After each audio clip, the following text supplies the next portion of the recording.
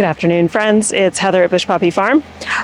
We were going to start direct sowing and stuff in the garden today, but we have a change of plans, and it's very late in the day. This has been a day full of administrative tasks instead of what I wanted to be doing, but such is life. Okay, so the change in plans is the river rock for the front bed has arrived, and I need to get this landscape fabric down. So also Mike got the root balls out and has raked over this area, so it looks great. This is our collection of plants that's going to go in this area. So what I need to focus on now is getting the landscape fabric down in here. It's going to be very fiddly and take a while because I have to cut out, all the holes for the plants. Good news is I'm in the shade while I'm doing this. It's wonderful. It is 2:30 p.m. and I'm just starting this job. So I'll get done what I can get done. We are moving into summer, so we have long hours and there's no school pickup anymore. So I have plenty of time to work on this, and it's nice and cool. It's about 75 degrees Fahrenheit and I'm in the shade, so couldn't ask for better working conditions. This is the landscape fabric. It is very soft, thin, kind of more like felt, but definitely not felt. The thing I have against using landscape fabric is that it's microplastics. And sometimes you have to use it. Sometimes it's just the situation requires it. But for the most part, we really try not to use it.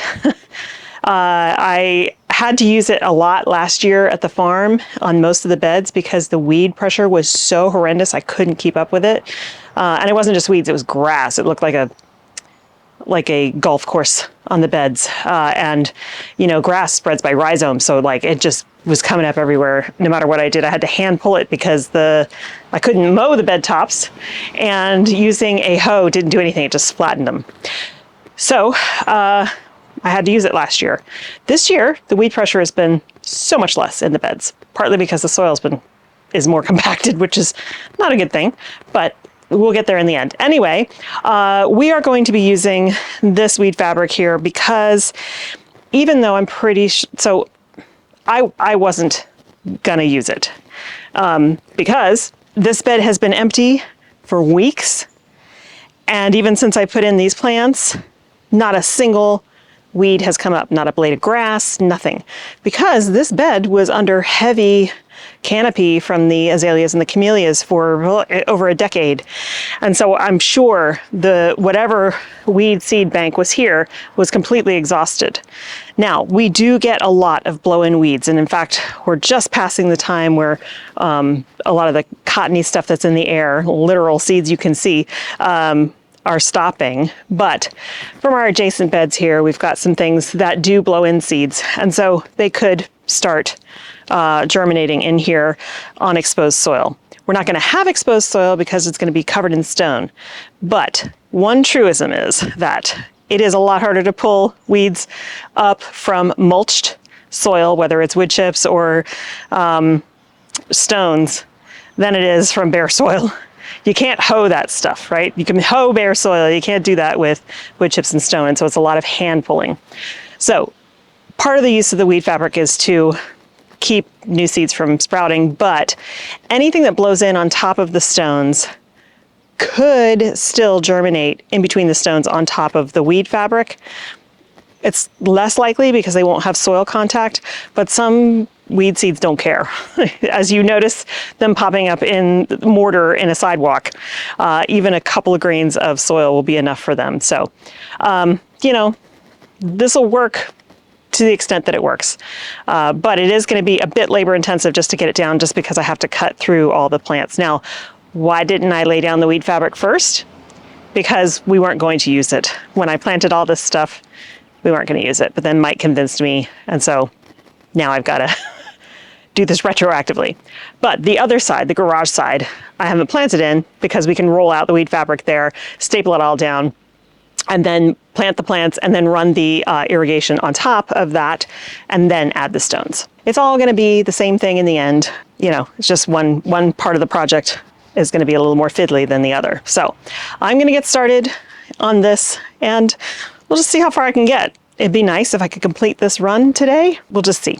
And I'm using my fabric scissors. That's a general no-no. I would never use my fabric scissors on like regular like plasticized weed fabric, but this is, like I said, it feels like felt. So I'm hoping I won't dull them too much. It's not that I'm sewing anymore. I'm not. Used to sew all my clothes. I don't do that anymore.